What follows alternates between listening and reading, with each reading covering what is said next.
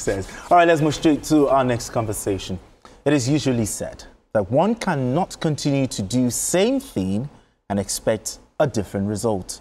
For the main opposition, People's Democratic Party, PDP, there is no way out of its woes yet, as the party is yet to make tangible efforts for resolution.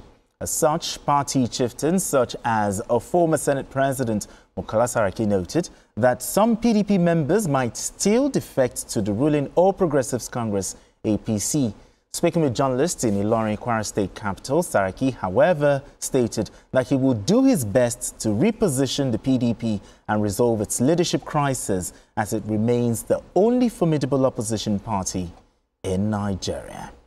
Okay, BKO, Senator Saraki saying that more PDP members, will defect. What does this say about the reconciliation, process that is going on? That he hates. Yes, yes, that's just a part of the story. We journalists always look for the juicy ones. What we are convinced will attract the readers. It's classic tabloid journalism to pick that kind of news item, because Saraki's speech or remarks were full of optimism, but that was what the journalists picked. Well, I don't blame those who picked that part, because they needed to sell their newspapers, and we're also in the area of the clickbait. It's until when you read the full story that you see it's different. It's much more than what the headline is. Yes, it suggests. He is confident that even ahead of 2027, the PDP will bounce back and take its rightful place as the most formidable opposition party in our country. I still rate the PDP highly as a formidable opposition party, and it's too early to dismiss them. It's too early to dismiss them. And just as Saraki said, there are people who will leave and there are people who will come in. He's already talking about his confidence that some people will join the party. Whether we like it or not, even from the APC, the APC appears more united now. But as we approach the election year, disagreements will happen. Some disagreements will arise from the party primaries, and people will leave. I can bet that with anybody that there are still people in the APC who will go to the PDP. We saw it in Kebbi State, when the father of Kebbi politics currently, Senator Adamu Alero, and his supporters left the APC for the PDP. Invariably, the APC lost Kebbi State, as I predicted, in the presidential election, despite the fact that it was the party in power in the state. So, Saraki is right that some will go at this time. He was right to predict that more will go, because there are still some governors from the PDP who are going to APC.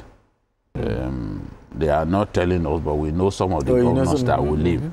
Some governors will tell you, no, I'm going nowhere. It's a lie. Some of them will still go to APC this year. Yes. So Saraki is right that some will leave, but there are those who will still come in. There are people, for example, now if APC were to say, you, Aliun Dume, your trouble is too much. You open your mouth everywhere, you are just talking anyhow. Then we send you, we suspend you. You think he will not end up in PDP? The PDP will welcome him. He will end up. Because he appears like, even the way he talks all over the place, the things he said, he says, he appears to have given up on this government. Exactly. This is what I see, because I've never seen an individual, somebody who used to even hold a principal position in the Senate. Principal officer position in the Senate, talking the way he's talking. You may have issues with some people around the president who are denying you access, but there has to be limit you say what even PDP people are reluctant to say. So it must be somebody must be a candidate for the PDP already. Because if for any reason they say, okay, we are tired of you, they send him packing. That's why we end up now. It will be, that will not become its natural habitat. In the opposition. Yes, the opposition. It would become, because the way I see it, more will join the PDP. It's correct. More people will still come. And more people will. As we move towards the election, nobody should be deceived that this trend will simply continue, the APC will not suffer setback, oh, everything will just be rosy for them. Absolute lie from the pit of hell. There will be setbacks. Some disgruntled people will leave the party and join the opposition. But how much longer can the PDP allow this wave of defections, especially from the south and the southeast, to continue? Because it's eroding their strength in those states. So they have to find a way. The mandate that he has is let him stop the hemorrhage first. Exactly. Stop the hemorrhage. Once you stop the hemorrhage, you can then begin to address the issues. Yes, and make the party stronger. All right, then. All right, gentlemen, we need to go on this quick break. And when we return, the conversation continues. I still have BK right here and also GKB still right here on the show. So still talking about this, the PDP matter. I mean, the PDP has been experiencing, several layers of leadership crisis. But talk to him, do you still believe there's still something that can be done? To stop the continuous bleeding in the PDP? Two things. The first one is that as long as the party is in opposition, it will continue to bleed. The Nigerian politics is basically that of winner takes all. And a lot of people cannot really stay in opposition for long. Since their whole life, at least for the last 25 years, it's basically around being in office. So we know those who left power just 2 years ago who are already hungry. So those things will drive people away from the party that is not in power. Second one is the fact that PDP itself has a lot of people who assume that they are the owners of the party. And they are not willing to let go. So they rather see the party die than to let go of that carcass that somebody else can turn into a brand new car. Exactly. So those are the two things that will not stop the hemorrhage. But what can be done, like I said, we still have about 22 months to the election. So anything is still possible. But if the election also had to hold today or next week, the hemorrhage will not be stopped. BK, do you still believe in the Saraki-led committee? Can it still bridge that gap between the aggrieved members and also others in the party? Do you still believe in it? I think he can do his best. He's probably one of the most qualified to try and save the party. Based on antecedents, right? Yes, and he's a bright guy. He also understands politics to a great extent, at least. Second generation. Yeah, I think he's capable of doing that job, but they need to address the issues. Look at the Southeast Caucus of the party is demanding that the national secretary, the national youth leader, should be allowed. That is Ude Okoye, the national youth leader, should be allowed to move into the position of secretary of the party. Because it's their slot. It is one way by which you can address that anomaly, rapid defection from the party in the southeast, for example. How do they come out of that? There is a person who is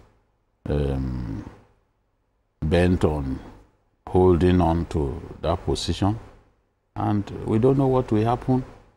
Some of the people defecting are saying, look, who will sign our form when we are not even sure of who the secretary is. APC narrowly got out of jail over this same matter at the Supreme Court with that split decision that saved Akeredolu. Okay. Yes.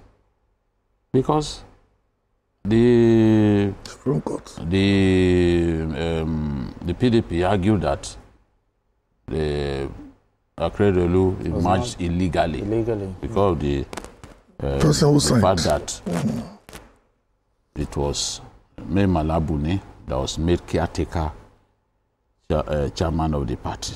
The fact that he was not properly elected as chairman of the party it should have been at the national convention a proper, not a caretaker arrangement. But they escaped. It was a split decision. If that had not happened, APC would not have been able to field a single candidate. no, those states. Because the right person to sign your expression of interest form and all that is stated. The Constitution is clear about that. So the uncertain situation in the PDP now is making some of the members to worry that if I want to contest now, who will sign? As long as this matter, of secretaryship, this issue lingers, one will be taking a risk to say, okay, I'm contesting under this platform. So people are eager to have this issue resolved because if it's resolved, if someone else signs and is resolved against that person in the courts, exactly, you lose. You lose your opportunity to contest. So they don't want to see that happen. The nature of our politics is dynamic. People have been asking me that Dume said 22 governors endorsed Goodluck Jonathan. It's a lie. I am a historian. I challenge him to stand before me and say 22 governors. I heard him say yesterday. That's not true. As at 2013, the PDP, over his decision to not allow anybody to contest against Jonathan, was already split right down the middle. Something that had never happened before in Africa happened. 5 governors walked out. The ruling party. Walked out on their own president. That was how the idea of NPDP was formed. And people like Bukola Saraki, they left.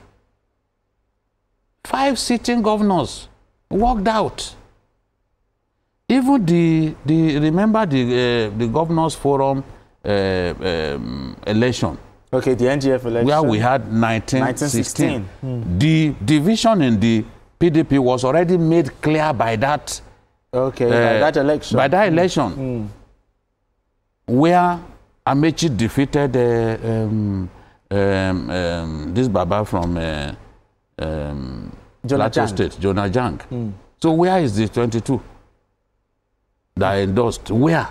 It should bring proof that at one point, maybe if they want to endorse, it will be an event. They should provide the proof. It should provide proof.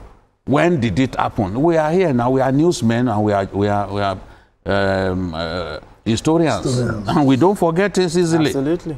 There was no time that 22 governors endorsed Goodluck Jonathan. In any case, stop comparing 2 individuals.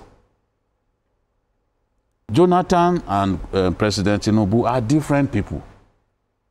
They are 2 different people. They don't have the same style. I understand both of them very well. They don't have the same style. So what is the basis? Just like comparing even journalists. Our styles are different. Sure. I've seen people compare me with journalists who basically do interviews. They bring people to their studio, they interview them. So how am I? Is that my own strength? How many times do I do interviews? But there's no basis for this kind of comparison. Exactly. If President Tinubu goes into an election, his own methods will not be like Jonathan's methods. They've never been similar in any way. So, but the truth is, no 22 governors anywhere endorse Jonathan. No 22 governors anywhere. Now, a lot of their governors even worked against him, especially in northern Nigeria. Jonathan himself will say that his governors, the PDP governors, largely worked against him. Where was the endorsement? Where did it happen before the election? It should show us it's left for him to provide. Nobody to just go somewhere, go to interview now. Where did it happen? Tell us. We remember that 5 governors worked against. While the people worked against him, part of the 22 that he's talking about. And they worked against him even long before the election, more than a year before the election. Yes. So while those people part of the, and they never went back. People like Amechi, they were in PDP now. They left. They never came back. Or are you telling us that Amechi was part of the 22? All right, gentlemen. Let's move straight to... This is just because Nigerians are sending me messages to... So just react to that. Was there any time that Jonathan had this thing? As far back as 2013, they walked out on him. All right, gentlemen. Let's move straight to our final conversation.